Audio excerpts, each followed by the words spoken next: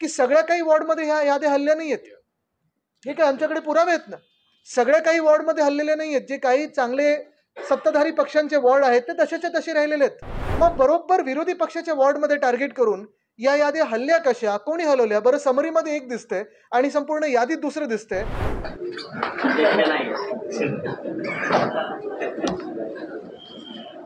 करूया सुरू. माईकची गरज आहे की आवाज येतो ना? आवाज नाही, आवाज कडक आहे पण माईक मध्ये येतो. ठीक आहे, मी सगळ्यांचं आपलं शिवालयामध्ये स्वागत करत आहे. आपल्या सर्वांनाच माहिती आहे की आम्ही आत्ताच निवडणूक आयोग, राज्य निवडणूक आयोग यांची भेट घेऊन आलेलो आहे आणि त्यांना सन्माननीय उद्धव साहेब आणि सन्माननीय राजसाहेबांचं पत्र देखील दिलेलं आहे, ज्याच्यात आम्ही काही ठराविक स्पेसिफिक मागण्या केलेल्या आहेत. अर्थात ही येणारी जी महानगरपालिकेची निवडणूक आहे, जवळपास 29 महानगरपालिकांमध्ये होणार आहे. गेले 3 वर्ष ह्या निवडणुका आत्ता होतील, नंतर होतील, आत्ता होतील, नंतर होतील, ह्याची वाट आम्ही सगळेच पाहत होतो. कारण एकंदर आपण पाहिलं तर संपूर्ण महाराष्ट्रामध्ये असंच वातावरण आहे की हे सरकार जे निवडणूक आयोगाने बसवलेलं सरकार आहे, वोट चोरीने जिंकून आलेलं सरकार आहे, ते प्रत्येक ठिकाणी फक्त भ्रष्टाचार करत आहे. मग तो जमिनीचा घोटाळा असेल, तो कोण मंत्री बॅग घेऊन पैशाची बाजूला बसलं असेल, हे सगळे घोटाळे आपल्याच माध्यमातून, मीडियाच्याच माध्यमातून, कोणाचं डान्स बर असेल, हे सगळं आपल्याच माध्यमातून लोकांसमोर जात आहे, जनतेसमोर जात आहे आणि जनतेला ह्याचा राग आलेला आहे. ग्रामीण भागात देखील आपण पाहिलं असेल, शेतीचं नुकसान फार मोठं झालेलं आहे, पण मदत ही कुठेही पोचलेली नाही आणि लोक वाटच पाहत आहेत की आम्ही आमचा निकाल या सरकारवर कधी देऊ. हे लोकांना आता आतुरतेने लोक वाट पाहत आहेत. अर्थात जेव्हा ही निवडणूक जाहीर झाली, पहिलं म्हणजे वॉर्ड बाउंड्री जाहीर झाल्या, त्याच्यात आम्ही जे काही सजेशन ऑब्जेक्शन टाकले होते, तो टप्पा पार झाल्यानंतर जी मतदार यादी, प्रारूप मतदार यादी ही 7 नोव्हेंबरला येणार होती. तेव्हा आम्हाला सांगितलं गेलं 7 नाही तर 14 तारखेला येणार. त्याच्यानंतर 14 नाही तर आता 20 तारखेला येणार आणि 20 तारखेला देखील आपल्या सर्वांनाच माहिती आहे, सगळी जी यादी आली ती संध्याकाळपर्यंत डाउनलोड होत नव्हती. यादी कुठेही मशीन रिडेबल नाहीये. यादीमध्ये अनेक गोंधळ आहेत.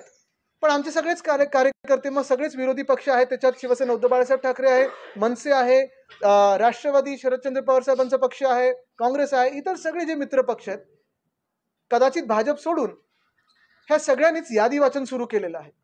आणि त्याच रात्री कळायला लागलं की यादीमध्ये प्रचंड घोळ झालेला आहे.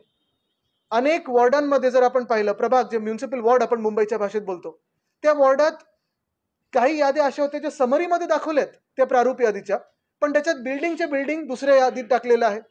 बरोबर काही ठराविक तुम्ही पाहाल डेमोग्राफीची लोक, मग जात असेल, धर्म असेल, भाषा असेल, अशी लोक, अशा याद्या या दुसऱ्या वॉर्डमध्ये टाकलेल्या आहेत. काही चांगले वॉर्ड एका विरोधी पक्षाचे डगमगीत करायला दुसऱ्या वॉर्डमध्ये यादी हलवलेली आहे. सत्ताधारी पक्षांचे काही वॉर्ड, कारण हे आम्ही का आरोप करत आहोत, आता पण आम्ही निवडणूक आयोगात हेच सांगून आलो की सगळ्या काही वॉर्डमध्ये ह्या याद्या हल्ल्या नाही आहेत. हे काय आमच्याकडे पुरावे आहेत ना. सगळ्या काही वॉर्डमध्ये हल्लेले नाही आहेत. जे काही चांगले सत्ताधारी पक्षांचे वॉर्ड आहेत ते तसेच्या तसे राहिलेले आहेत. मग बरोबर विरोधी पक्षाच्या वॉर्डमध्ये टार्गेट करून या याद्या हल्ल्या कशा, कोणी हलवल्या? बरं, समरीमध्ये एक दिसतंय आणि संपूर्ण यादीत दुसरं दिसतंय. ह्याचा नक्की गोंधळ कुठे चाललेला आहे? हा गोंधळ आहे की गुन्हा आहे? तर मला जर तुम्ही विचाराल तर हा स्पष्टपणे देशद्रोहाचा गुन्हा आहे. या देशामध्ये संविधानाप्रमाणे आणि लोकशाही जी आपण आतापर्यंत पाळत आलो, आणि आता आमची मान्यता ही आहे की लोकशाही आहे की नाही ह्याच्यावर विचार आपल्याला करणं गरजेचं आहे.